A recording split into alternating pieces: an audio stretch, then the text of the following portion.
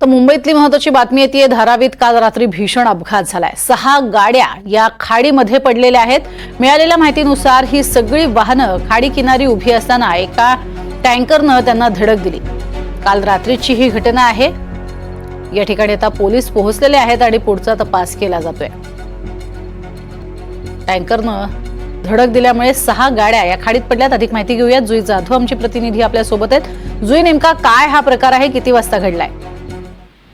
प्रज्ञा, ही घटना काल रात्री उशिरा घडलेली आहे आणि जी माहिती आपल्यापर्यंत मिळते त्या माहितीनुसार 6 गाड्या ज्या धारावीमध्ये उभ्या होत्या खाडीजवळ, त्या 6 गाड्यांना एका टँकरने धडक दिली आणि या 6 गाड्या थेट तिकडे लगतच्या असलेल्या खाडीत जाऊन कोसळल्या। प्राथमिक माहितीनुसार जी माहिती पोलिसांतर्फे मिळते आणि चौकशीनंतर मिळते, जो टँकर चालक होता तो मद्यधुंद अवस्थेत होता आणि त्यामुळे त्याचा गाडीवरचा कंट्रोल सुटला आणि तो थेट या 6 गाड्यांना जाऊन आढळला आणि त्यामुळे ह्याच्या साऱ्या गाड्या आहेत, 6 गाड्या त्या आढळल्याने 6 गाड्या थेट जाऊन खाडीत पडल्या।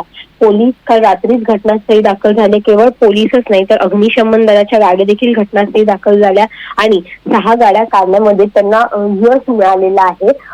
आता नेमकं त्या जो टँकर चालक होता त्याच्यावरती काही कारवाई होते का हे पाहणं महत्वाचं राहणार आहे। मात्र सुदैवाने यामध्ये कुठलीही जीवित हानी झाली नाही, केवळ गाड्यांचं नुकसान झालेलं आहे। प्रज्ञा, नक्कीच तुर्तास धन्यवाद या संपूर्ण माहितीसाठी जुई।